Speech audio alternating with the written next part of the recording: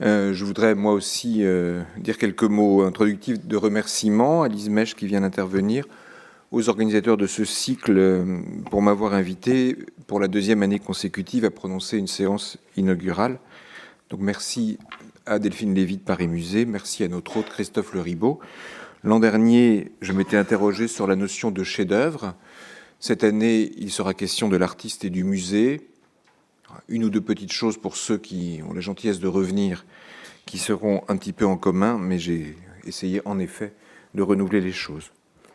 En 1818, Théodore Géricault, au moment même où il se lance dans la conception du tableau que vous connaissez tous, du radeau de la Méduse, se met à peindre, comme en marge de ce tableau qu'il destine à une présentation publique au Salon de 1819 qui se tiendra au Louvre. Il se met à peindre un ensemble d'œuvres très étonnants, à la fois par leur conception, mais plus encore par leur destination. Je veux parler des fameux aujourd'hui, fragments anatomiques. Je vous montre peut-être le plus incroyable d'entre eux, qui est au musée Fabre de Montpellier. Tableau absolument immontrable à l'époque.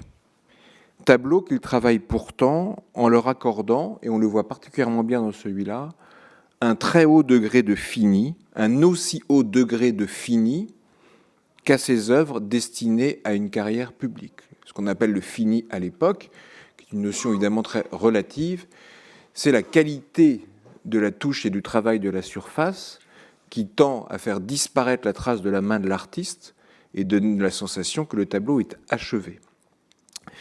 Alors pourquoi faire cela ? Pourquoi peindre ce que l'on ne pourra pas montrer ? Et au fait, comment et pourquoi cet immontrable-là est-il malgré tout parvenu jusqu'à nous ? La réponse tient en un mot, qui sera le mot du jour, le musée. Théodore Géricault, tout son œuvre l'atteste, est l'emblème de ce que signifie être artiste à l'ère du musée. Paradoxe, on va le voir, compris. Le musée, en effet, dès sa création, deuxième moitié 18e globalement en Europe, c'est à la fois l'aujourd'hui et l'éternité en même temps. L'aujourd'hui parce que très tôt, tiens, justement en France, c'est en 1818, l'année même où Géricault peint le radeau et les fragments, très tôt, en 1818, un musée qui avait déjà ouvert ses portes en 1750, qui s'appelle le musée du Luxembourg, dont vous connaissez encore les bâtiments, il y a une exposition d'art anglais en ce moment là-bas, je reviendrai sur son histoire, devient en 1818, sous l'impulsion de Louis XVIII, musée des artistes vivants. On peut donc, et il faut pour cela commencer par parvenir à exposer au Salon, la grande exposition qui a lieu environ tous les 2 ans au Louvre à l'époque, et y obtenir ensuite une reconnaissance officielle, on peut, à partir de 1818, en France, entrer au musée de son vivant. On est exposé au Salon, on reçoit une médaille, on est acheté par l'État, et on rentre dans les collections publiques. C'est le circuit classique, on enrichit les collections. C'est donc l'aujourd'hui. Mais le musée, c'est aussi cet horizon, ce plus tard éternel, qu'on peut désormais atteindre au-delà de sa propre vie, dans une sorte d'après fantasmé. Comment ne pas aspirer à tout ce que l'on fait entre au musée, dès lors que celui-ci se présente comme le lieu encyclopédique d'une grande récapitulation, le lieu de la recherche de la continuité des œuvres et des époques, celui enfin qui, via la notion de chef-d'œuvre, ce dont nous avons parlé avec certains d'entre vous l'an dernier, glorifie précisément la singularité comme valeur même de la grande œuvre d'art. L'immontrable d'aujourd'hui est peut-être le chef-d'œuvre de demain. Un pari est donc possible, c'est précisément le pari de Géricault.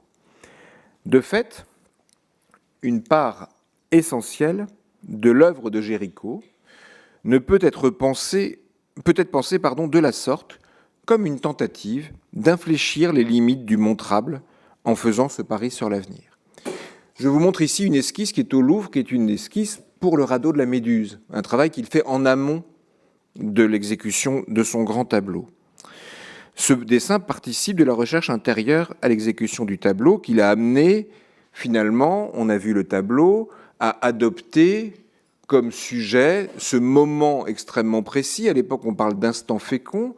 Ça lui vient vraiment du regard qu'il a porté sur la peinture, notamment d'un Jacques-Louis David dans Le Serment des Horaces ou dans les Sabines, chercher dans le récit qu'il connaît extrêmement bien de ce naufrage, le moment qui exprime avec la plus grande intensité les émotions les plus fortes et la narration la plus explicite. Donc Géricault va peindre dans le tableau le moment où les naufragés aperçoivent enfin à l'horizon un petit point qui est un bateau, dont ils espèrent que ce bateau va les repérer et venir les sauver. Le bateau ne va d'abord pas les voir, partir, revenir, les voir et les sauver. Mais avant, il fait ceci. Et il fait ceci qui est tout à fait incroyable. Ce qu'il montre, c'est une scène de cannibalisme. Pourquoi est-ce qu'il traite une scène de cannibalisme? C'est parce qu'il le sait, il a rencontré les rescapés du radeau qui ont écrit leur histoire, Coréard et puis un autre dont j'oublie le nom à l'instant. Il s'est documenté énormément et il sait qu'à un moment donné, en effet, pour survivre, les vivants ont commencé à manger les morts. Et il fait cette scène de cannibalisme. Peut-on imaginer un seul instant que Géricault, faisant cela, le fait en se disant « c'est ça que je vais faire dans mon grand tableau ». Inconcevable. Déjà, rappelons que le fait même de peindre le radeau de la Méduse a un potentiel subversif. Le radeau de la Méduse, au fait, c'est quoi? La Méduse, c'est un bateau qui s'est échoué sur un banc de sable au large du Sénégal, quelque temps auparavant, et ce bateau s'est échoué parce que son commandement avait été accordé à un homme qui était ce qu'on appelait un émigré, c'est-à-dire un homme qui a fui la France au moment de la Révolution, un noble qui était dans la marine, qui globalement, entre 1793 et 1818, n'a plus jamais commandé le moindre bateau et qui a donc un tout petit peu perdu la main et n'a pas accompagné les progrès dans ce domaine. Le fait qu'il ait échoué, que ces hommes, une grande partie d'entre eux aient péri, qu'on ait eu du mal à les sauver, etc., c'est donc pas simplement un fait divers, c'est un fait divers qui a un potentiel de scandale politique. Donc, Géricault produit, en amont et en aval du tableau qu'il va finalement peindre, des œuvres impossibles. En aval, ce sont les fragments anatomiques. Je vous en montre un autre. Au cas où vous auriez pensé que le premier était montrable, je pense que celui-là devrait, en principe, vous convaincre. Des tableaux qui n'ont rien perdu de leur force subversive. Metterions-nous une chose pareille chez nous? En aval, ce sont les fragments anatomiques. Pourquoi peint-il des fragments anatomiques, Géricault? Il peint des fragments anatomiques parce que, quand je dis qu'il s'est énormément documenté, l'histoire est connue. On sait que Géricault, quand il préparait son tableau du radeau, pour se documenter, il est allé dans les hôpitaux. Il est allé dans les morgues des hôpitaux. Et il a ramené du travail à la maison. Donc il a ramené des morceaux de cadavres dans son atelier. Il y a des descriptions qui sont relativement célèbres. Pourquoi faire? Pour essayer d'être le plus proche possible, le plus naturaliste possible, le plus proche possible de la réalité. Si on revenait, mais on n'a pas le temps de le faire, si on revenait au tableau lui-même, il faut aller le revoir au Louvre, vous constateriez qu'en l'occurrence, le tableau final, rien n'affleure des fragments anatomiques dans le tableau final, qui reste, dans la manière dont il représente le nu, dans la tradition, là encore davidienne, d'un nu héroïque, pour lequel ce ne sont pas des morts, mais des vivants qui ont posé. Il y a un très beau dos d'homme, par exemple, qui est un jeune homme qui s'appelle Eugène Delacroix, qui a posé pour son ami Géricault pour ce tableau. Donc, on est vraiment à un moment tout à fait passionnant de ces peintres de la fin de l'Empire. Il faut imaginer 2 minutes leur situation.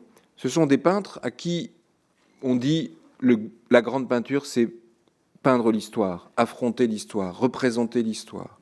Et qu'est-ce que ça veut dire, affronter l'histoire, en 1818? Ça veut dire, comment est-ce que je peux affronter l'histoire alors que l'histoire, c'est la sidération. L'histoire, c'est ce qui me saute à la gorge. Que l'histoire, ça a été 89, changement, le monde pivote sur lui-même. L'histoire, ça a été 93, la terreur.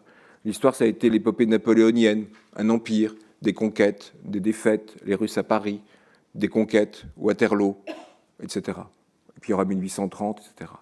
Donc, on sent chez Géricault que le radeau de la Méduse, qui est son grand tableau d'histoire, que ça craque en amont et en aval et qu'il sent qu'il y a quelque chose qui n'est plus possible dans la représentation de l'histoire. Donc il tente d'autres choses, il ne peut pas les montrer, mais il les tente quand même parce qu'il y a cette idée d'une postérité possible à un moment donné. Il ne peut pas les montrer, mais il fait le pari d'une forme de futur. Il a raison, c'est pour cela que nous les voyons. Pourtant, il les dessine, pourtant, il les peint, et tout ce travail est vraiment traversé par cette tension entre l'aujourd'hui et l'éternité. Alors, Géricault, réfléchissant sur la capacité à peindre l'histoire, est pris dans un phénomène générationnel, cette forme de sidération qui l'amène à penser son rapport à la monstration des œuvres. Autre exemple, Géricault fait une série de tableaux que l'on appelle aujourd'hui les monomanes, qui sont ces fameux, il faut mettre des guillemets au terme portrait, ces fameux portraits de fous dont on n'est pas encore certain aujourd'hui de leur raison d'être. Ont-ils été commandés par un aliéniste de l'époque? Ce sont des œuvres qui sont absolument passionnantes pour la même raison, parce qu'elles sont absolument au carrefour de ce qu'on pourrait appeler l'œuvre publique et en même temps de l'œuvre privée, d'une œuvre qui est faite pour être montrée, mais dans des cercles extrêmement confinés, pour une personne. Gustave Courbet, L'origine du monde, c'est un tableau pour une personne. C'est un tableau pour un homme dont le goût était relativement constant, qui s'appelait Khalil Bey, qui avait chez lui le bain turc, qui va avoir chez lui L'origine du monde, et qui avait chez lui un tableau, je vous montrerai tout à l'heure, de Courbet, qui s'appelle Le sommeil. Tableau privé, immontrable, L'origine du monde, l'immontrabilité absolue, mais pour une personne. Et là, en même temps, Géricault se trouve à un carrefour, il fait bouger les lignes une fois encore, à la fois à ses dépens immédiats, faire tout ça sans pouvoir le montrer publiquement, mais aussi à son avantage dans l'histoire de l'art, tel que le musée l'écrira. Ces tableaux, à l'évidence, transgressent le genre du portrait. Un historien de l'art remarquable, qui s'appelle Henri Zerner, dit très justement de ces 5 tableaux, je vais vous les montrer tous, que ce sont des portraits plus ou moins, qui transgressent le genre du portrait en lui rajoutant quelque chose, mais aussi en lui ôtant une part essentielle. Ça, c'est la monomane de l'envie. Monomane du vol, monomane du jeu, monomane du commandement militaire et le monomane du vol d'enfants. Moins qu'un portrait, parce que ici, l'individu est ramené au type, à la catégorie générique dont il est l'emblème. Or, le portrait, c'est le contraire. Le portrait, c'est l'exaltation de l'individualité. Prenez M. Bertin d'Ingres, dans les années 1830. Ce tableau qu'on a tous en tête, et puis si on ne l'a pas en tête, il suffit de se rappeler du mot génial de Manet, qui disait de M. Bertin que c'était le Bouddha de la bourgeoisie. On voit à peu près à quoi ça ressemble. Qu'est-ce que c'est? C'est l'exaltation de la valeur individuelle, c'est-à-dire de la valeur bourgeoise, précisément. C'est M. Bertin ressemble à M. Bertin physiquement, on ne le sait pas, mais on le suppose, par la dissymétrie de ses traits, et il lui ressemble surtout parce que l'expression d'une individualité, d'un tempérament, d'une psychologie se manifeste tellement qu'on se dit qu'en effet, il ne lui manque que la parole. Là, ces gens-là, ils n'ont pas de nom. Ils sont des monomanies. On est dans une typologie, dans un tableau pathologique, si vous voulez. En même temps, Géricault fait rentrer dans le genre du portrait quelque chose de tout à fait inédit. Il fait le portrait de la folie. Il l'a fait littéralement entrer dans la peinture, comme les aliénistes du temps commencent à la faire rentrer dans l'histoire, commencent à penser qu'il faut penser la folie et pas simplement l'exclure et la mettre derrière des murs. La comparaison est assez éclairante. Peindre à l'époque du musée, c'est peindre en ayant conscience de l'histoire et de son écriture. Alors, peindre à l'époque du musée, rappelons les choses. Et là, je vais vous montrer 2 tableaux que j'ai déjà montrés l'an dernier, mais j'espère que ça sera supportable. Rappelons donc que c'est à la fin du XVIIIe siècle, pour l'essentiel, que les choses commencent à changer. Et c'est précisément parce que la période voit se constituer un nombre croissant de musées, dont celui du Louvre en 1793. Or, qui ne s'appelle pas Louvre à ce moment-là, j'y reviendrai. Or, qui dit musée dit choix. Que refuse-t-on? Que mettons en réserve? Que montre-t-on? Et dans ce qu'on montre, qu'est-ce qu'on met en avant? Hiérarchisation dans la monstration. Hiérarchisation parce que le musée est à l'origine une sorte de temple, un panthéon, dont la sacralité comme lieu repose sur la sacralité de ce qu'il montre. Pas de grand musée sans grandes œuvres. Alors je vous montre deux tableaux très connus d'Hubert Robert qui ont tous les deux été peints en 1796, mais qui appartiennent à un ensemble plus vaste. Ici, projet d'aménagement de la grande galerie du Louvre. Hubert Robert, il est peintre, il va exposer dans le musée, mais c'est intéressant, ce grand musée est en train de naître, et Hubert Robert, il va y jouer un rôle dans la constitution des collections, dans l'élaboration du projet architectural et dans les accrochages. L'artiste associé à la création du musée. Ce qui intéresse Hubert Robert de ce projet, c'est l'éclairage zénital qui finira plus tard par être réalisé par Percier et Fontaine. C'est l'éclairage zénital et il fait donc ce projet de ce Louvre dans lequel on voit que s'activent notamment des copistes, puisque le Louvre, ça va être, à propos d'artistes et de musées, ça va être évidemment le grand lieu de la copie. C'est la grande école de peinture au moment où ça se crée. Et puis, il y a cette deuxième œuvre de la même année, qui est la vue imaginaire de la grande galerie du Louvre en ruine. Alors, je vous montre ça parce que c'est vraiment associé à l'idée de création du musée et au mythe du musée. Dans cette fantaisie, c'est le mot de l'époque, il va en peindre plusieurs sur le terme, on voit la grande galerie en ruine. Ça n'est pas évidemment la proposition de la construire soit comme ceci, soit comme cela. C'est un thème extrêmement ancien, c'est le thème de ce qu'on appelle la ruine future. La ruine future, c'est cette idée de projeter que le monument que l'on construit, un jour, sera en ruine. Vous voyez la végétation qui envahit le haut de la ruine, et que la destruction est un ennoblissement. Nous construisons un palais pour la peinture, et un jour, quand le temps aura fait son œuvre, ce palais, à l'image des temples grecs et des monuments romains, dans l'encyclopédie Diderot et d'Alembert, à l'article monument, il y a marqué, à l'article ruine, pardon, il y a marqué « Il n'est de ruine que de monument ». D'accord ? Une petite maison détruite, c'est pas une ruine, c'est un débris. D'accord ? Il n'est de ruine que de monument. On est donc dans un ennoblissement par la ruine, mais au sein de laquelle demeure intacte quoi ? L'œuvre d'art. Et là, en termes de prémonition, c'est pas mal. C'est l'Apollon du Belvédère, qui n'est pas au Louvre en 1796, mais qui, pendant la période napoléonienne, sera au Louvre parmi les milliers d'œuvres confisquées par Napoléon en Italie, qui repartiront en 1816 par le chemin qu'elles avaient emprunté à l'aller. Alors, si on rajoute à cela l'intrication extrêmement forte entre création des musées et épanouissement du concept d'État-nation, l'une des grandes affaires du XVIIIe siècle, de la fin du XVIIIe siècle et du XIXe siècle, on comprend aussi le besoin dans lequel se trouve d'emblée le musée d'élire, selon des critères propres à la société dont il découle, des œuvres jugées au-dessus des autres, censées être l'emblème de la dite société. Il faut s'arrêter 2 minutes sur les mots. État-nation. En France, le Louvre, nationalisation des collections royales. À Florence, office, même processus. À Munich, même processus. En Angleterre, non. En Angleterre, il n'y aura jamais de nationalisation des collections royales jusqu'à aujourd'hui. Aujourd'hui encore, les collections royales appartiennent toujours à Sa Gracieuse Majesté, en fiducie, mais ça appartient toujours à la reine d'Angleterre. Pourtant, on a créé un musée à Londres dans les années 1820. Ce musée, comment est-ce qu'on l'a appelé ? National Gallery, musée national. Et comme on n'avait pas les collections royales, qu'on avait coupé la tête au roi bien trop tôt pour pouvoir le refaire à ce moment-là, comme on n'avait pas les collections royales, c'est un mécène privé, Engelstein, qui a donné sa collection, et c'est à partir de cette collection qu'on a créé un musée national. Bien. Alors l'artiste et le musée, c'est donc une sorte de couple, de duo, dont on va voir qu'ils jouent à cache-cache, mais aussi parfois ensemble, dans un rapport dialectique où chacun va feindre de ne pas être soumis à l'autre jusqu'à aujourd'hui.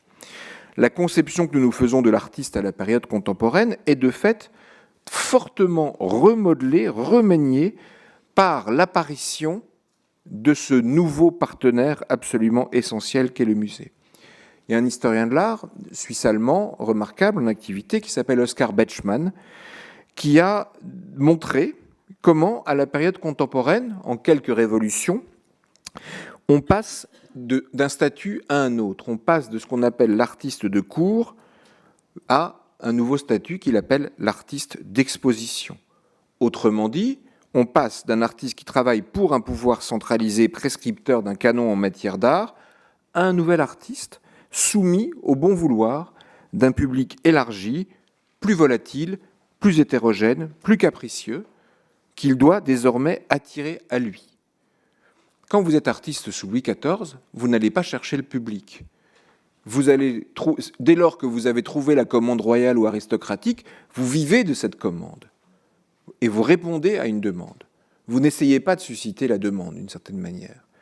Quand vous êtes artiste à partir de la période contemporaine et de la fin de ce pouvoir centralisé, d'une domination d'un État monarchique centralisé sur la production des œuvres d'art, vous êtes libre, les ennuis commencent, et à partir de ce moment-là, le public, vous devez le conquérir et le reconquérir extrêmement régulièrement. Vous devez l'attirer en multipliant les moyens afin, ce public, de lui faire de l'effet. Plus question dès lors de se contenter d'adhérer à un canon quand il s'agit d'étonner. L'artiste devient, à l'époque contemporaine, une sorte de battleur de foire qui doit donner envie au public. Le XIXe siècle, c'est vraiment le siècle du spectateur, de venir chez lui, voir ses œuvres. Venez chez moi, vous verrez, c'est étonnant, il y a un géant, une femme à barbe, des monstres, etc. C'est beaucoup mieux que dans le baraquement du voisin. C'est ça, véritablement, un artiste d'exposition. Et donc, pour étonner, il va falloir trouver des nouveaux moyens. Le XIXe siècle en est rempli, subversion, scandale, etc. Et ce jeu de l'artiste et du musée, vous allez voir, va tourner en permanence autour de ces questions. Si je devais résumer la chose d'une formule, on pourrait dire qu'à l'époque contemporaine, pour exister, il faut exposer. Je pense que la formule reste valable jusqu'à aujourd'hui. Il suffit de dire pour exister, il faut s'exposer, et ça marche très bien. Et exposer, pendant très longtemps, ça va vouloir dire quoi? Mais presque exclusivement exposer au musée, puisque celui-ci, en tant qu'institution publique, va dominer complètement le domaine de l'exposition et précéder très largement des formes privées, galeries, etc., que nous connaissons encore aujourd'hui, de monstration des œuvres d'art. On pourrait, dès lors que le musée existe, donc, ce que je vais essayer de faire, dresser une forme de typologie des attitudes d'artistes face à l'institution, y compris des attitudes a priori critiques qui ne font que renforcer, par leur existence même, la centralité de l'institution. Je vous ai dit que le musée du Louvre ne s'appelait pas musée du Louvre à sa création. Il est créé officiellement le 8 novembre 1793. Nous sommes donc au début de la République. Et il va prendre un nom tout à fait intéressant. Il va s'appeler Muséum central des arts de la République. Il ne comprend à son ouverture que la grande galerie le long de la Seine dans le palais du Louvre, où vont être exposées les collections du roi, qui sont désormais propriété de la nation après l'abolition de la monarchie, et un certain nombre d'œuvres saisies chez les émigrés ou dans les églises. Muséum central des arts de la nation. Tout est dit, l'enjeu républicain, comme la place centrale du musée dans un dispositif qui est clairement un dispositif politique. Il faut rappeler que le Louvre, quoi qu'ait pu peindre Hubert Robert en 1796, n'a absolument rien d'un temple à sa création, sauf à se souvenir que c'est un temple qui est lui aussi, comme un autre, absolument rempli de marchands. Dans ce palais royal, qui a depuis longtemps perdu son affectation majeure, cohabitent en effet, à la fin du XVIIIe siècle, marchands, il y a des échoppes dans les passages, musées dans la grande galerie, et artistes qui non seulement viennent copier les collections, mais qui ont leur atelier dans les bâtiments du Louvre et qui ne se contentent pas d'y peindre, puisqu'en général, ils y vivent également. C'est le cas, par exemple, d'Eugène Isabey, c'est le cas, on va y revenir dans un instant, d'Horace Vernet, et c'est le cas, on le voit maintenant ici, de Jacques-Louis David, rien moins que David, l'artiste le plus célèbre de son temps. Alors, là, nous sommes en 1799. David expose son tableau des Sabines. Et où est-ce qu'il va l'exposer? Il ne l'expose pas au salon, à l'exposition qui a lieu dans le musée du Louvre, dans le Salon Carré et dans la Grande Galerie après, mais il va l'exposer chez lui. Il l'expose chez lui, c'est-à-dire dans le Louvre. Chez lui, dans l'atelier qu'il occupe alors, là où il l'a conçu, au sein du palais, et on voit que la relation, là, au musée, est tout à fait passionnante. Pourquoi est-ce qu'il fait ça, David? C'est un homme qui est déjà extrêmement connu, et il considère, probablement à juste titre, que son tableau est son tableau le plus important, que c'est son chef-d'œuvre. Donc un tableau pour le musée, in fine. Que fait-il? Plutôt que de le présenter au salon, au sein du Louvre, avec d'autres artistes, il le montre dans une sorte de marge construite par lui comme telle, seul, dans son atelier. L'exposition, elle est tout à fait étonnante, c'est totalement inédit à l'époque en France, ça existe déjà en Grande-Bretagne. L'exposition, elle est payante. Exposition privée, payante, accompagnée d'un texte de David expliquant son tableau et justifiant notamment ce qui commence à faire polémique, autrement dit la fameuse nudité du Romain et du Sabin que l'on voit ici et qu'il justifie comme conforme à la tradition antique. On a là quasiment l'invention de l'exposition privée, mais dans une relation à la centralité publique tout à fait évidente. David veut conquérir la postérité, il passe par le côté, par le biais. Et en fait, qu'est-ce qu'il cherche à faire? Il veut arriver plus vite au musée en refusant d'y faire antichambre via le salon. L'atelier lui sert d'une certaine manière de raccourci. Par ailleurs, on a découvert, pas moi, j'aurais adoré, mais c'est pas moi, une historienne de l'art qui enseigne à Harvard, qui s'appelle Eva Layer-Burkhardt, a découvert il y a quelques années que cette exposition était fondée sur un dispositif tout à fait étonnant. Quand on rentrait après avoir payé son écho, on se trouvait face au tableau. Grand tableau, très grand format. Et quand on se trouvait face à ce grand tableau, aux surprises, que voyait-on? Soi-même. On se voyait dans le tableau. Pourquoi? Parce que David avait inventé un dispositif où vous rentriez, et vous trouviez devant un mur, et ce mur était recouvert par un grand miroir. Et vous étiez devant le miroir, et le tableau était derrière vous. Ce qui fait que vous étiez non seulement spectateur, mais acteur du tableau. Dispositif immersif, comme on dirait aujourd'hui. Donc, dispositif complètement immersif, qu'est-ce qu'il signifie ce dispositif de mise en spectacle de la peinture? Il est un symptôme tout à fait patent de ce passage à ce que Bechman appelle l'artiste d'exposition. Celui qui, pour conquérir sa place dans l'éternité, doit se donner les moyens spectaculaires qui feront venir le fameux et payer le spectateur.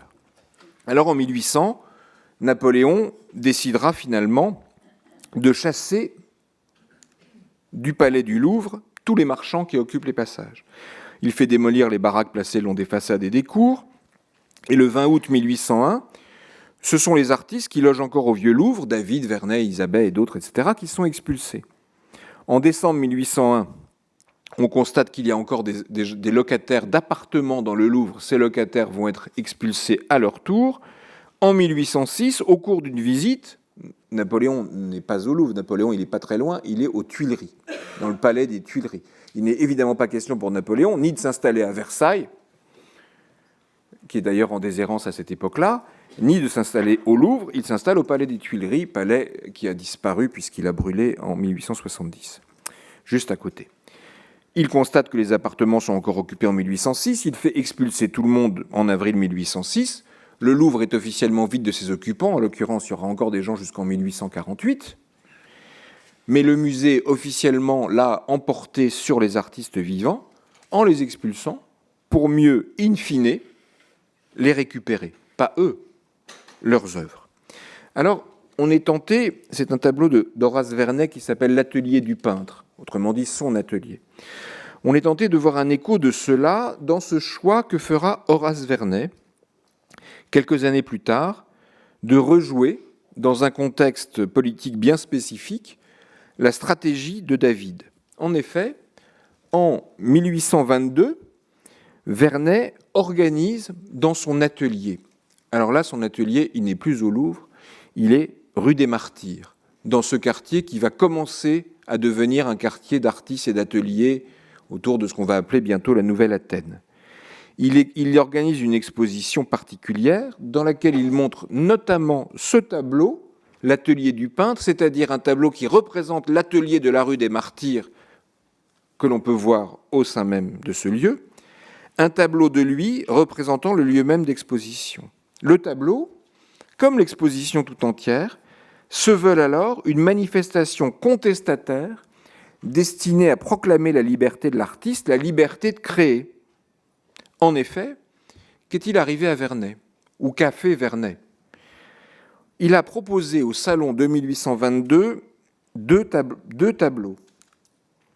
La bataille de Jemmapes et la défense de la barrière de Clichy. Ces tableaux, qu'on a du mal à juger scandaleux aujourd'hui, ont été refusés par le jury à l'époque. Pourquoi? Parce que nous sommes sous la Restauration et que la bataille de Jemmapes était, avec celle de Valmy, une bataille fondatrice de la République. Quant à la bataille où avait participé un jeune lieutenant qui s'appelle Louis-Philippe d'Orléans, la branche cadette qui n'est pas encore au pouvoir, mais qu'il s'agit de ne pas valoriser de cette façon-là. Exhiber la représentation de cette bataille aurait servi la propagande des orléanistes. Et quant à la défense de la barrière de Clichy, ici, en 1814, c'est une sorte d'allusion à la défense de la patrie en danger en juin 1792, patrie sauvée avec la victoire de Jemmapes. Donc, on peut dire que Vernet exploite le refus du jury. On peut, en s'en emparant, pour faire son exposition. On peut peut-être aussi supposer, probablement, que Vernet cherche à provoquer le refus du jury. Car Vernet amenant Jemmapes devant le jury, c'est aussi impossible que Géricault proposant les fragments anatomiques. Pas pour les mêmes raisons, mais il sait parfaitement que ça va être refusé. Donc qu'est-ce qu'il fait? Il retire tous les autres tableaux qui avaient été exposés au salon, et dans son atelier, il fait une exposition avec 43 autres œuvres, et il publie un catalogue auquel il donne le titre tout à fait modeste et non moins provocateur de « Le salon de M. Horace Vernet ». Donc, on est dans une sorte de contre-salon, ça va beaucoup occuper le XIXe siècle, salon privé versus salon public, la rue des Martyrs versus le Louvre. Les tableaux sont commentés abondamment dans la brochure qui est publiée. L'accrochage commence avec la bataille de Jemmapes et Clichy et se termine avec l'atelier d'Horace Vernet.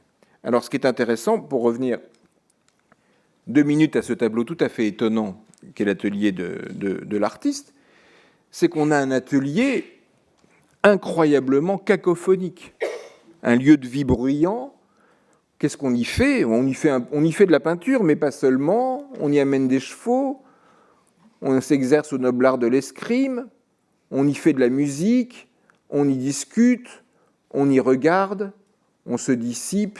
Il y a des animaux de toutes sortes, et il y a également des modèles et des mannequins pour la peinture. Cet atelier de vie, aux antipodes de l'atelier traditionnel, mais dans lequel on retrouve peut-être quelque chose du désordre probable des anciens ateliers, appartements, lieux de vie, d'exposition du Louvre, se veut l'emblème du droit que Géricault expérimenta avant lui, mais sans pour autant exhiber l'intimité de son atelier à destination du dehors. Géricault, s'il avait montré ses fragments anatomiques, c'est comme s'il avait montré l'intérieur de son atelier. Or, lui ne le fera évidemment pas. Liberté de concevoir des œuvres qui peuvent déranger le pouvoir politique. Bien. Pour autant, Vernet fut, et pour cause, sous Louis-Philippe, Orléans, à partir de 1830, l'un des peintres qui bénéficia du plus grand nombre de commandes royales, et notamment lorsque Louis-Philippe d'Orléans va se lancer dans un projet gigantesque de création d'un musée de l'histoire de France au château de Versailles. Et que pour ce projet de musée d'histoire de France au château de Versailles, il va créer une galerie des batailles sur plus de 30 œuvres exposées, sur 33 tableaux exposés, 5 tableaux vont être d'Horace Vernet. Soit qu'il les ait déjà peints avant, soit qu'il les peigne pour l'occasion. C'est absolument considérable. Je vous montre ici un tableau d'un peintre qui s'appelle François-Joseph Heim, qui montre Louis-Philippe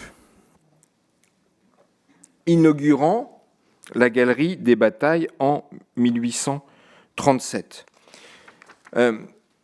On est là dans un nouveau rapport de l'artiste et de l'État, dans lequel l'artiste travaille pour l'État et travaille, comme Horace Vernet, à la constitution du musée en fournissant les pièces du musée. On se met à peindre directement pour le musée. Je ne vais pas remontrer les batailles, mais je peux vous montrer aussi un autre tableau tout à fait incroyable d'Horace Vernet, qui s'appelle « La prise de la Smala d'Abdelkader », qui est également à Versailles, et qui est probablement une des premières œuvres de ce phénomène absolument majeur de l'histoire de France, qui est ici évidemment peint à des fins de propagande dans un format panoramique, qui est là encore un format destiné à créer un effet d'immersion du spectateur et de spectacularisation. C'est la question de la colonisation. La question de la colonisation, prise de la Smala d'Abdelkader, donc épisode fondateur quasiment de la colonisation française au Maghreb, qui est ici représenté.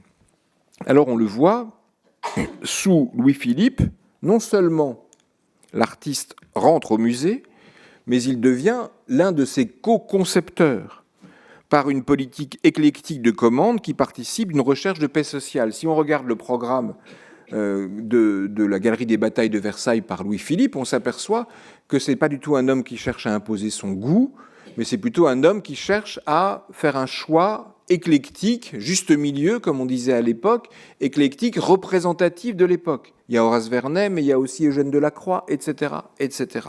Il y en a à peu près pour tout le monde, pas tout à fait, mais pas loin dans cette relation. Cette manière d'intégrer l'artiste au sein de l'institution muséale, comme dispositif politique dérivant du pouvoir en place, n'est pas une affaire nouvelle. Elle prend de nouveaux atours au XIXe siècle, avec, on l'a vu en 1818, la création du musée des artistes vivants. Le musée des artistes vivants du Luxembourg, c'est l'ancêtre tout à fait officiel de ce qu'on va appeler plus tard le musée d'art moderne. Et le musée d'art moderne de la ville de Paris et le musée national d'art moderne, centre Georges Pompidou, découlent véritablement de la création de ce musée. Alors, ces musées d'artistes vivants ne vont pas surgir ex nihilo. Ils sont le fruit d'un long processus, et ce processus commence d'une certaine manière avec ce qu'on appelle, j'ai déjà utilisé plusieurs fois le mot, le salon. Je vous montre une représentation du salon, c'est-à-dire de cette pièce du Louvre qu'on appelle toujours aujourd'hui le salon carré, et qui va donner son nom à l'exposition, ici par Saint-Aubin, et je vous montre, l'image sera meilleure, hop, une gravure de Martini du salon de 1787. Alors, le salon, c'est quoi ? Le salon, c'est cette exposition, émanation de l'Académie royale de peinture et de sculpture. L'Académie a été créée en 1648, je ne dirais pas à la requête de Louis XIV, il était un peu jeune, mais sous Louis XIV, plutôt Mazarin en l'occurrence. Et donc le salon, c'est une exposition qui se tient à peu près tous les 2 ans, et qui va commencer par se tenir dans le salon carré du Louvre, qui lui donne son nom. Ensuite s'étendre, salon carré plus grande galerie du Louvre. Ensuite, au milieu du XIXe siècle, ça devient tellement grand que ça finit par sortir du Louvre pour un lieu provisoire, mais qui reprend dans son architecture la structure du salon carré du Louvre, qui va être dans la cour du Palais Royal, là où il y a les fontaines de Paul Bury à l'heure actuelle. Et puis pour aller encore ailleurs après, ça va durer jusqu'en 1880. 1880, c'est la fin du monopole d'État sur le salon et la création d'un certain nombre de nouveaux salons, salon d'automne, salon des indépendants, etc.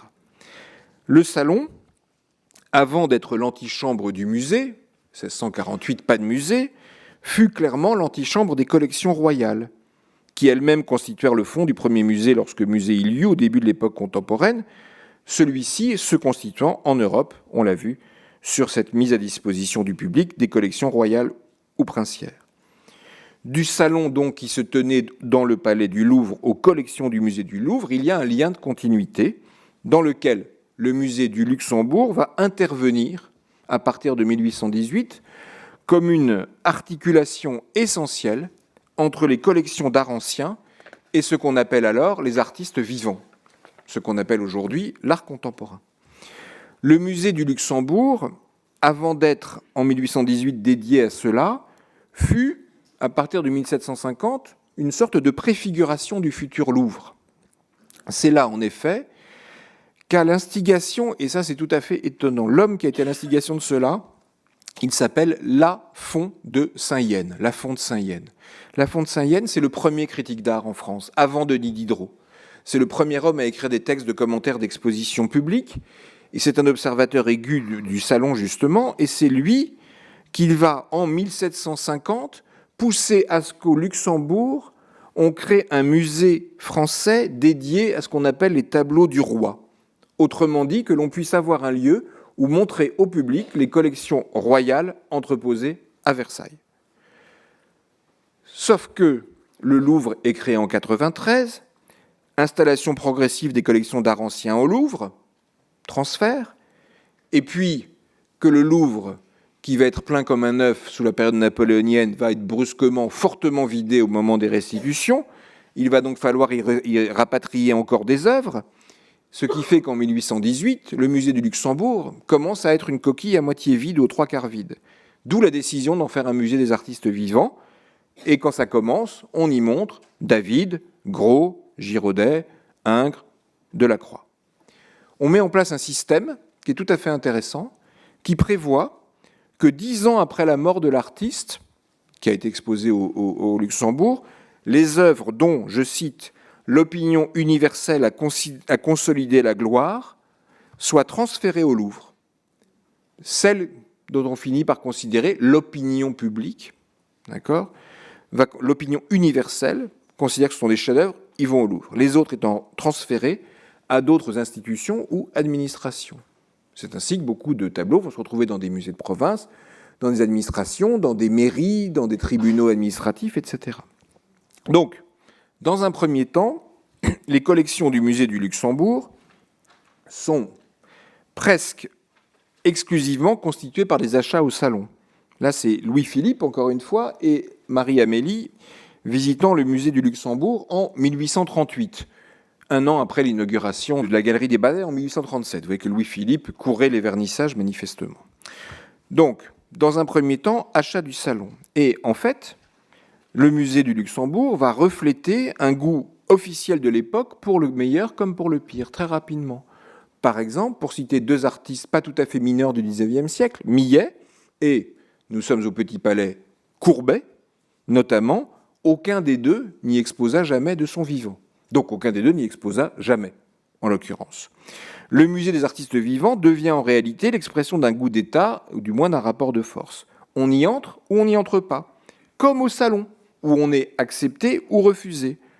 Souvenez-vous que le XIXe siècle verra notamment cet événement tout à fait déterminant en 1863, qui sera la création par Napoléon III d'un salon des refusés cette année-là, où le jury avait été tellement virulent dans ses refus que Napoléon III, pas du tout parce qu'il était éclairé sur le plan esthétique, mais parce qu'il cherchait la paix sociale, s'est dit que ça allait faire trop de troubles à l'ordre public, et il organise donc à côté du salon un salon des refusés, où on montre toutes les horreurs qui ont été refusées par les jurys, et où la foule se presse pour rire un bon coup devant ces monstruosités. Il y a un célèbre récit de la visite de l'impératrice Eugénie, et qui arrive avec sa cour devant le déjeuner sur l'herbe, qui ne s'appelle pas encore comme ça à l'époque, le déjeuner sur l'herbe, et on raconte qu'une de ces demoiselles d'honneur, qui est une jeune femme chaste évidemment, tombe dans les pommes devant cette chose d'une obscénité rare, et que l'impératrice, qui est une écuyère et qui se promène donc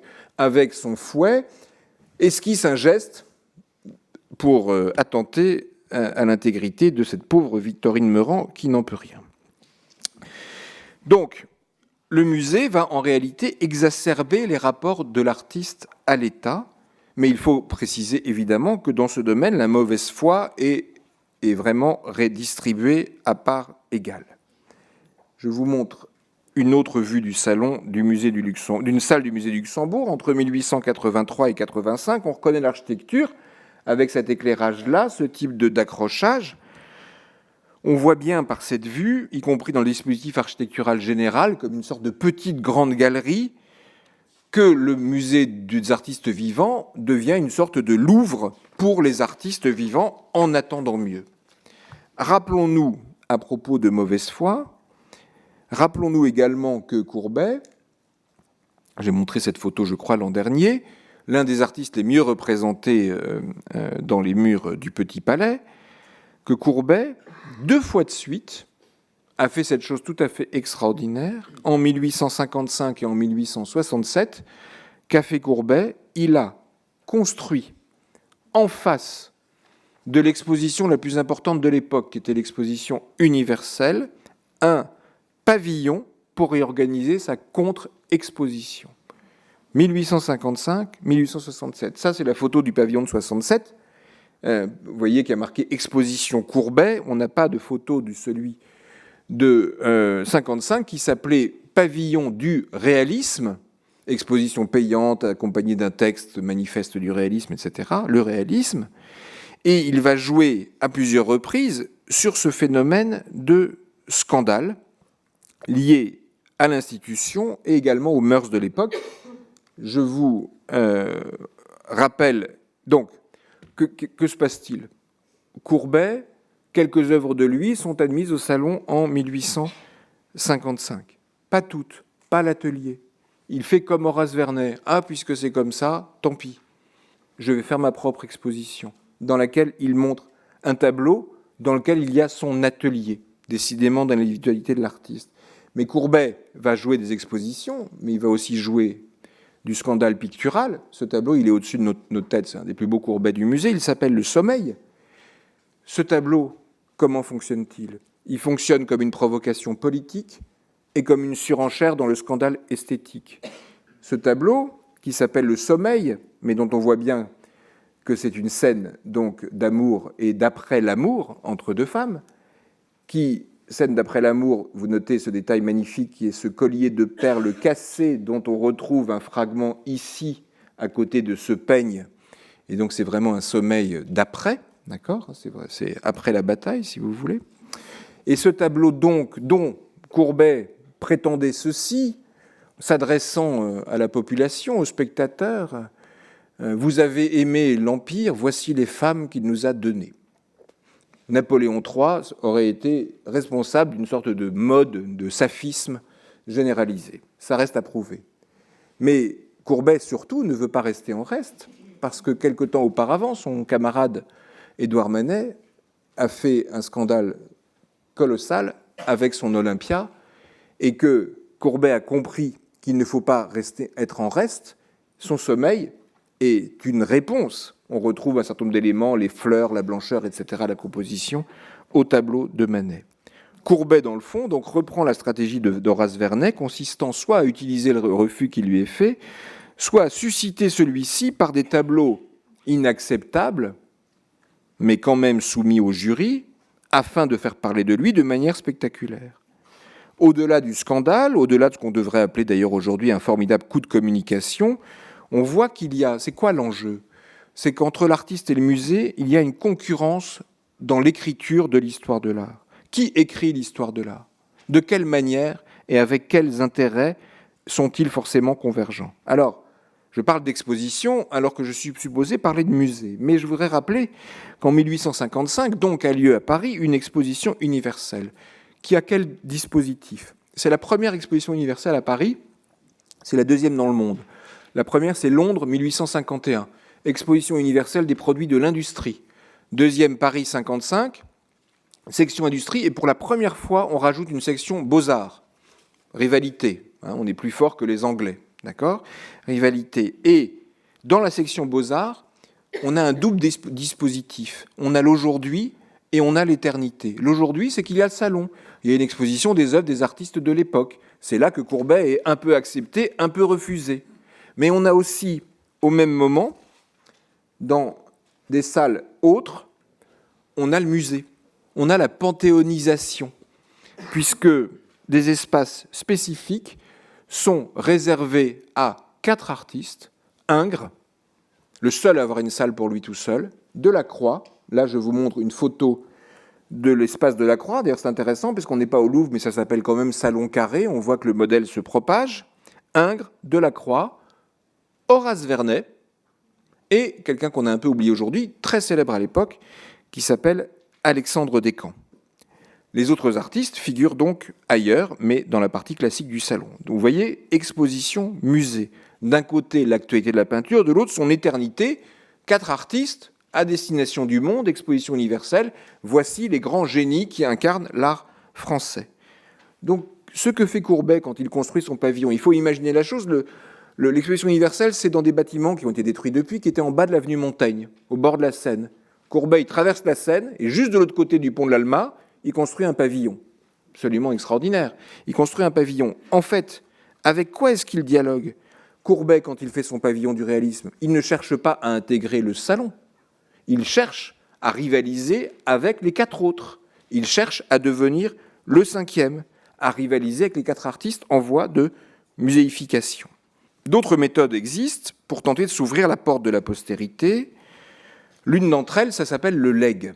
Le legs, par exemple. Mais là encore, léguer quelque chose. Mais là encore, la relation à l'État ou symboliquement à la nation est complexe. Je prends 2 exemples. Vous l'avez reconnu, Turner. Joseph Mallord William Turner, peintre anglais. Le legs Turner. Turner, il est mort en 1851. Il a commencé à réfléchir à son testament en 1831. Et je peux vous assurer que Turner, en 1831, est en pleine forme. Il est en pleine forme, il est actif, il voyage, il part tous les ans, 6 mois par an, quelque part de l'autre côté du Channel. Il rédige un premier testament. Il va le modifier plusieurs fois jusqu'à la dernière mouture en 1849. Mouture dans laquelle il décide de léguer l'ensemble de son œuvre, tout son fonds d'atelier, à la nation britannique, à la nation. Le projet final, dont une partie seulement des volontés ont été respectées d'ailleurs, vous en connaissez l'émanation, je vous montre juste un accrochage de salle, c'est ce qu'on appelle aujourd'hui la Claw Gallery. Et la Claw Gallery, c'est cette aile spécifique, dédiée, construite fin 19e siècle, comme une sorte d'appendice de ce bâtiment qui devient un musée seulement fin 19e siècle, que l'on appelait la Tate Gallery, jusqu'à ce que récemment on coupe le musée en 2 et qu'elle ne s'appelle plus que la Tate Britain, puisque l'autre partie est devenue la Tate Modern dans le bâtiment d'usine que l'on connaît tous. C'est le projet final, son testament prévoyait que ces œuvres soient montrées toutes ensemble. On va voir que c'est que c'est juste impossible, toutes ensemble, mais c'est aussi ça, cette projection dans la postérité, toutes ensemble, dans un lieu accessible gratuitement. C'est respecté. Je vous rappelle que dans les musées anglais et au Petit Palais, l'accès aux collections est un accès gratuit. Sur les expositions, non, mais les collections, oui. Je passe sur les détails de l'affaire qui va susciter jusqu'au XXe siècle de la polémique, mais la dimension symbolique est tout à fait passionnante. C'est bien à la nation que Turner fait son legs. Le musée à la nation, et à travers elle, il vise quoi, Turner, dans les années 30, par exemple, ou 40, ou même 50. La Tate n'existe pas. Le musée qu'il a en tête, c'est celui dont je vous ai parlé. C'est celui qui s'appelle la National Gallery. Et d'ailleurs, le premier testament, en 1831, il prévoyait de donner 2 de ces tableaux. 2 de ces tableaux à la National Gallery. Au début, il prévoyait de se faire enterrer avec les 2 tableaux. Il a eu la bonne idée de changer d'avis. Et il a prévu 2 tableaux. Et qu'est-ce qu'il prévoyait ? Je les donne pour qu'ils aillent à la National Gallery, à condition qu'ils soient accrochés dans telle salle vis-à-vis de tel et tel tableau de Claude Lorrain, le seul maître que je me reconnaisse. Si vous allez à la National Gallery, les 2 tableaux de Turner sont en face des 2 tableaux de Claude Lorrain. Donc, vous voyez que le pari sur la postérité, c'est vraiment une écriture de l'histoire de l'art. Voilà comment je veux rester, voilà comment je veux qu'on raconte la chose. Il y a une volonté de maîtrise tout à fait évidente. Turner joue sa place dans l'histoire. Alors, son legs, il a été absolument gigantesque. 320 tableaux. 320 tableaux, ça ne nous dit pas grand-chose. C'est 60% de sa production totale connue de tableaux achevés. 2000 aquarelles, 18 000 dessins et esquisses. Il faut tous les montrer en même temps au même endroit. Ce n'est pas un musée qu'il faut, c'est une ville. D'accord ? Alors, pourquoi est-ce que ce legs est si gigantesque au fait? Turner ne vendait pas d'œuvres? Si, si. Il était très riche, Turner, au bout d'un moment. Très riche, extrêmement célèbre. Mais en fait, au bout d'un moment, Turner, donc de son vivant, va commencer à limiter les ventes, refuser la vente de son fonds d'atelier pour conserver la chose en l'état dans la perspective du leg. Je parlais du pari de Géricault. Là, on a un pari tout à fait extraordinaire. Attention, il ne faut pas croire que Turner, en son temps, avait une situation meilleure que celle de Géricault. Il était extrêmement contesté, il est devenu très célèbre, mais quand la manière turnerienne la plus diluée, vaporeuse, etc., s'est imposée dans les années 40, même ses amis l'ont lâché, il peignait beaucoup en jaune, et les critiques disaient qu'il était intoxiqué par son jaune, du plomb dans le jaune, etc. Donc c'est quelqu'un qui fait un pari extrêmement risqué. Il garde pour après. On mesure le pari que ça représente. Si le legs fut impossible à honorer à bien des égards, c'est, comme le sont d'ailleurs à peu près tous les legs d'artistes sont à la fois la chance des musées et leurs problèmes. C'est extrêmement compliqué de respecter les conditions d'un légataire. Si il y a une condition qui est aujourd'hui toujours honorée, c'est que quand un legs est accepté dans un musée désormais, il y a désormais cette chose fondamentale de la loi musée en France qui s'appelle l'inaliénabilité des œuvres d'art. C'est que si vous léguez des œuvres à un musée national en France, une fois que ces œuvres sont rentrées dans une collection nationale, elles ne pourront plus jamais en sortir et être vendues. Donc ce pari sur la postérité, c'est un pari sur l'inaliénabilité. Symboliquement, c'est extrêmement fort. Bien. Mais la difficulté, elle vient du fait qu'en réalité, qu'est-ce que tente Turner? Il tente d'imposer sa pratique privée à un lieu public. Pourquoi est-ce que je dis ça? C'est parce que le modèle qu'il a en tête, celui qui l'amène à vouloir réunir côte à côte ces différentes œuvres, c'est le modèle qu'il a initié où? Chez lui, dans sa maison atelier de Londres à Harley Street. Alors Turner, c'est un homme très étonnant, qui mène une vie très compliquée. Turner, il a une double vie. Mais pas une double vie particulièrement scabreuse, mais en tout cas, Turner, il a deux maisons. Il a la maison de Harley Street, où il fait construire un lieu d'exposition et de vente, une gallery, comme on disait à l'époque. Il en fait construire deux versions. Vous voyez ici la deuxième version, une première, et puis il la détruit, il en fait construire une plus moderne. Il se fait conseiller par un de ses amis qui s'appelle John Soane, qui est le plus grand architecte néoclassique anglais, qui vient de créer un musée pas loin de Londres qui s'appelle la Dulwich Gallery, et qui lui fait bénéficier des dernières innovations en matière d'éclairage zénital. Et vous voyez l'éclairage ici, c'est tout à fait moderne, et en même temps, il y a comme une sorte de voile devant l'éclairage. Il semblerait que Turner ait utilisé des sortes de filets de pêche, qu'il est rempli de papier plus ou moins opacifié ou transparent ou translucide pour tamiser la lumière, pour aboutir à un éclairage optimal, puisqu'il trouvait qu'à la Royal Academy, c'était vraiment très mauvais. Donc, on est dans un modèle, et donc il a cette maison-là, et en l'occurrence, il se trouve que Turner a également une deuxième maison ailleurs, que personne ne connaît son adresse, et que dans cette deuxième maison, il vit sous un pseudonyme, Dr. Booth, et que de temps en temps, quand il est reconnu par quelqu'un, catastrophe, il disparaît instantanément. Bien. Le public veut voir ma maison, le public veut rentrer chez moi, le spectateur est roi, on veut voir mon intimité. Très bien, je vais leur en donner pour leur argent, je vais leur donner de l'intimité, de la fausse intimité, de la fausse maison, du faux atelier.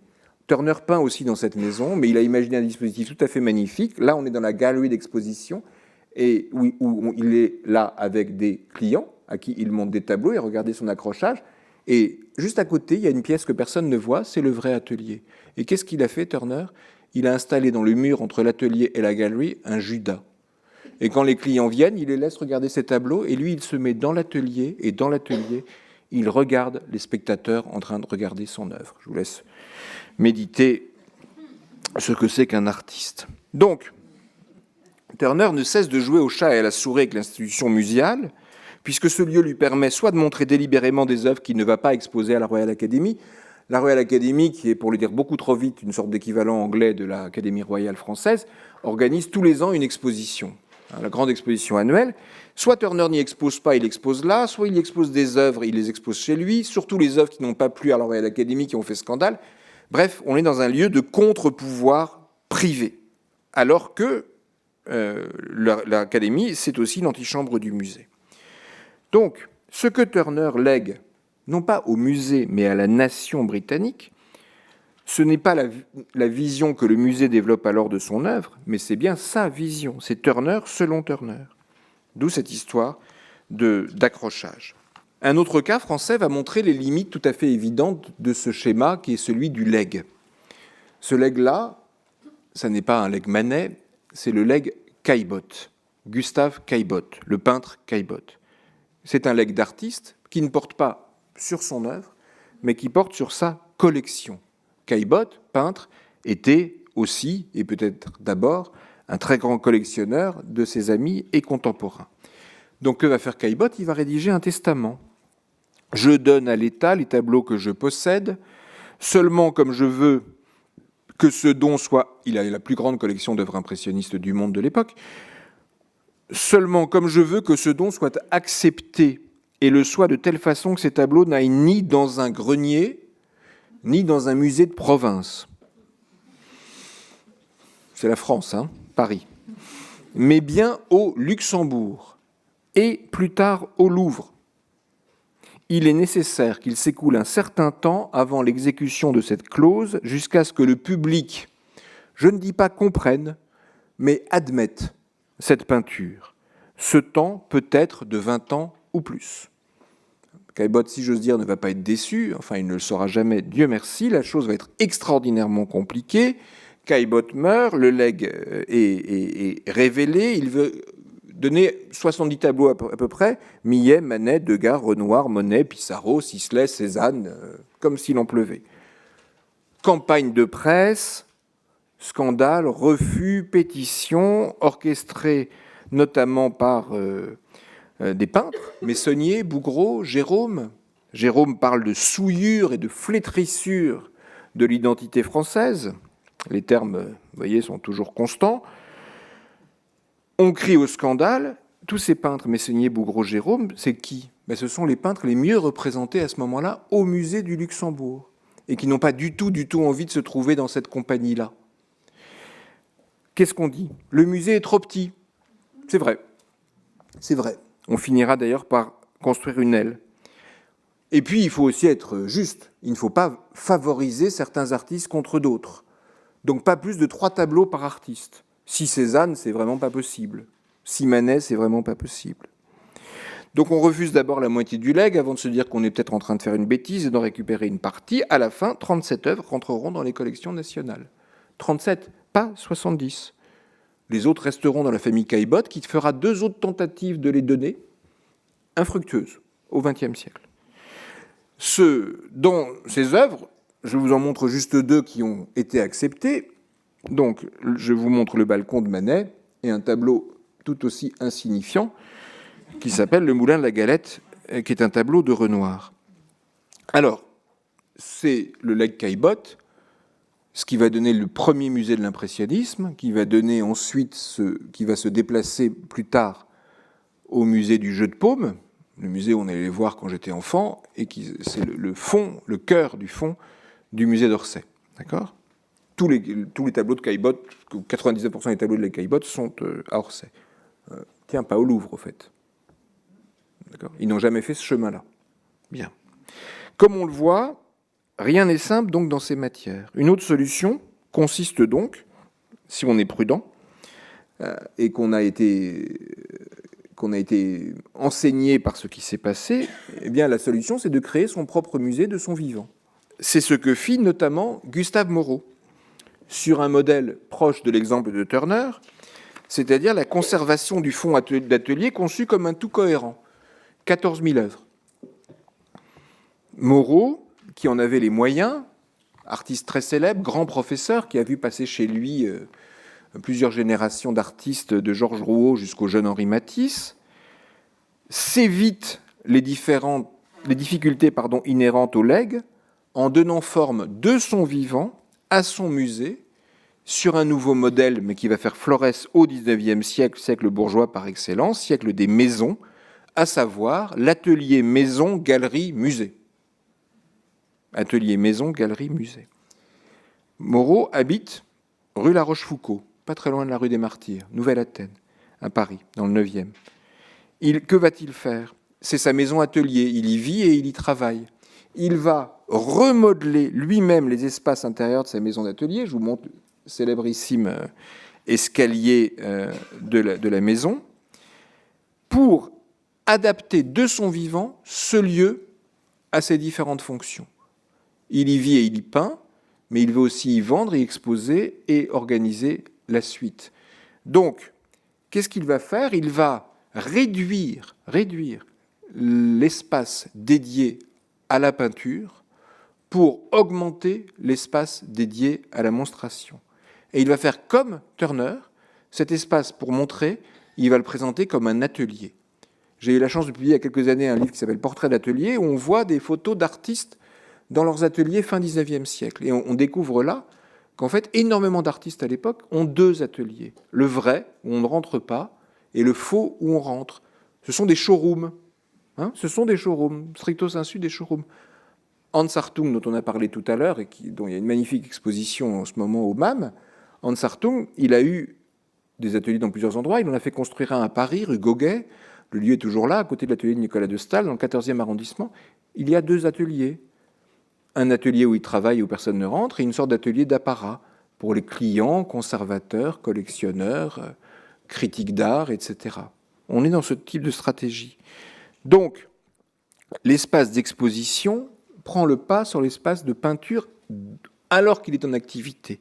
On voit donc un artiste qui anticipe sur la patrimonialisation de son œuvre, qui organise la dimension muséale et qui organise aussi l'accrochage. Si vous allez dans la maison atelier de Gustave Moreau, vous y verrez des accrochages.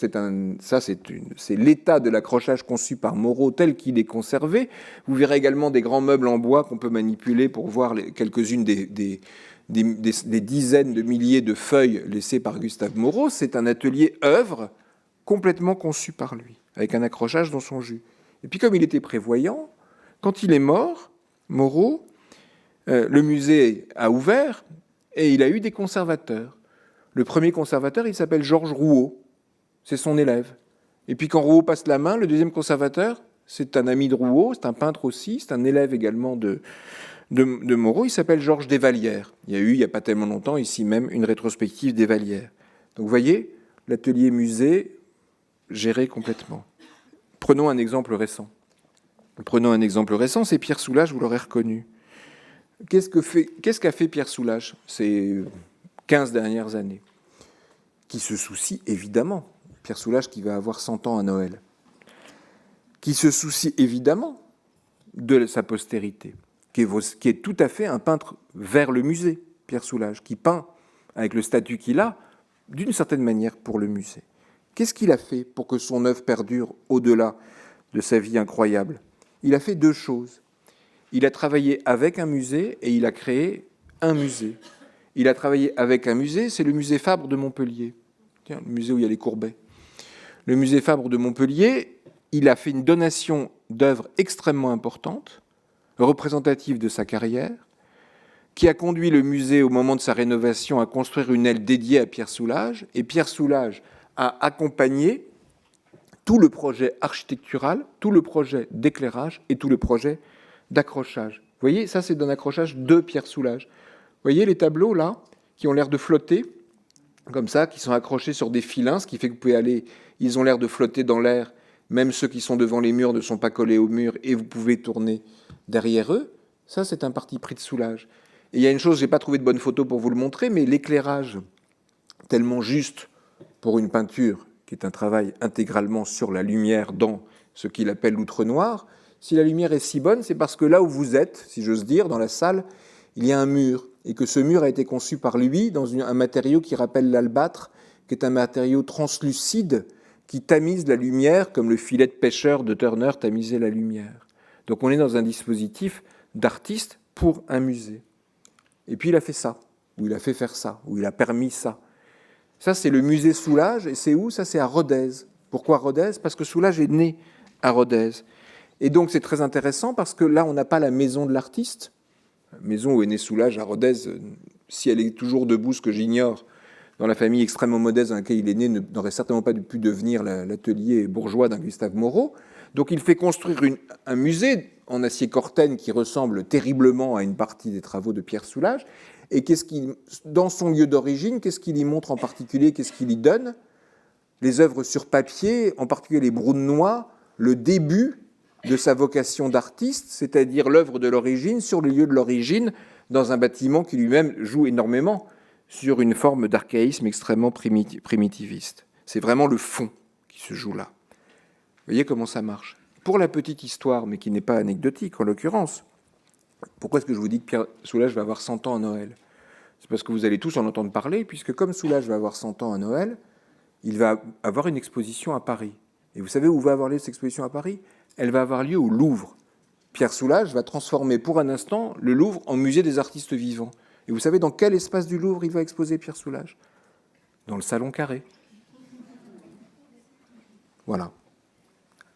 Par ailleurs, Soulages, comme son illustre devancier Hubert Robert, en fait, a déjà été présent au Louvre, de deux manières. Il a des tableaux qui ont été montrés par Michel Laclotte dans une exposition de polyptyque il y a une trentaine d'années. Mais quand Michel Laclotte dirigeait le musée du Louvre et a créé le Grand Louvre, et qu'il a fait rénover les espaces d'exposition, quand il s'est agi de rénover la Grande Galerie, l'autre lieu symbolique, et de choisir une nouvelle couleur pour les murs de la Grande Galerie et de la repeindre entièrement, la couleur qui a été adoptée est un rouge.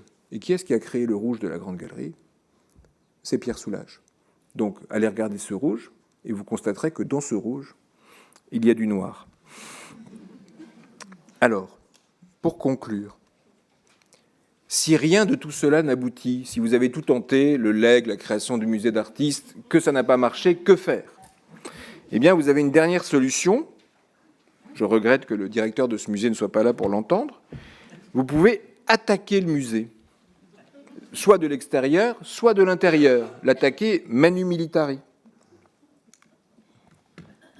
Ce fut le cas fameux, c'est pour ça qu'il est fameux, et pour rien d'autre d'ailleurs, d'un dénommé Pierre Pinoncelli, qui se fit connaître d'abord en 1969 pour avoir aspergé, vous l'aurez reconnu, André Malraux d'encre rouge avec un pistolet à peinture lors de l'inauguration du musée Chagall de Nice. Ici, c'est une œuvre, ce que je vous montre, c'est une œuvre de Pinoncelli. D'accord? C'est une œuvre de Pinoncelli, puisque Pinoncelli reprend la coupure de presse, Pierre Pinoncelli, 1994, c'est récent, et évidemment rejoue sur l'encre rouge en balafrant le ministre de la Culture de l'époque de la même manière. Mais qu'est-ce qu'il a fait d'autre, Pinoncelli? Il a deux fois, d'abord le 25 août 1993 à Nîmes au Carré d'Art, il a fait ça. Attention, âme sensible. Il a uriné, mais ça c'est un duplicata, donc je ne suis pas sûr que de la nature chimique exacte de la chose jaune. Il a uriné dans la fontaine de Marcel Duchamp, et puis il lui a donné un violent coup de marteau. D'accord? Il va être condamné à un mois de prison avec sursis, 286 000 francs de dommages et intérêts, ce qui ne fait pas beaucoup aujourd'hui en euros. Et qu'est-ce qu'il va faire? Le 4 janvier 2006, il va attaquer de nouveau au marteau un urinoir de Duchamp, qui figure dans l'exposition Dada au Centre Pompidou à Paris, et il va simplement l'ébrécher légèrement. L'esprit Dada, revendique-t-il alors, c'est l'irrespect, c'était un clin d'œil au dadaïsme, j'ai voulu rendre hommage à l'esprit Dada. Il accuse par ailleurs le directeur du Musée national d'art moderne, Alfred Pacman à l'époque, qui s'est porté partie civile, de diriger une institution qui représente, je cite, on dirait du Salvador Dali, le point extrême de l'imbécilité convulsive. La beauté sera convulsive ou ne sera pas, disent les surréalistes. Lors de sa défense devant le tribunal correctionnel de Nîmes, il avait déclaré qu'il s'agissait, je le cite, d'achever l'œuvre de Duchamp, dans tous les sens du terme achevé, et il dit ceci, œuvre en attente d'une réponse depuis plus de 80 ans, un urinoir dans un musée doit forcément s'attendre à ce que quelqu'un urine dedans un jour en réponse à la provocation inhérente à la présentation de ce genre d'objet trivial dans un musée. Sans doute. Alors, au fait, qui était visé? Je vais être indulgent avec vous. Mais en fait, c'est avec moi, parce que je trouve cette image très désagréable, mais je trouve intéressant qu'une image soit très désagréable. Ça nous dit quand même quelque chose de l'efficacité de la chose. Alors, qui était visé, Duchamp ou le musée? Les deux sans doute, mais peut-être plus encore le musée que Duchamp lui-même, le grand iconoclaste visé par un geste iconoclaste en forme d'hommage paradoxal, un peu trivial certainement. Quant au musée, incontestablement, il était nié, si on peut dire, dans son essence, d'où la décision de Pacman de se porter partie civile, en tant que lieu de la procession éternelle des chefs-d'œuvre, fût-il en forme d'urinoir. C'est Victor Hugo qui affirmait ceci: l'esprit humain, c'est l'infini possible, les chefs-d'œuvre, ces mondes y éclosent sans cesse et y durent à jamais. Et il concluait: un chef-d'œuvre existe une fois pour toutes. Le musée, en théorie, inaliénabilité en plus, c'est-à-dire dans l'idéal, loin de la véritable histoire du goût, le lieu du une fois pour toutes, jusqu'à Pinoncelli. Alors, à la fin, dans ce duo conflictuel, qui l'emporte?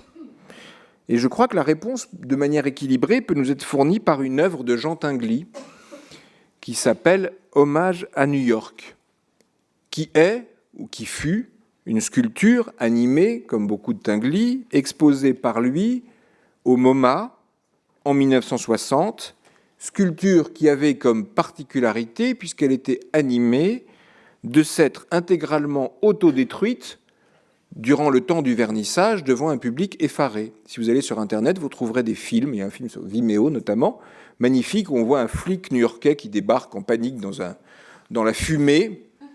C'est embêtant. Alors, autodestruction, hommage à New York. Catastrophe, à voir.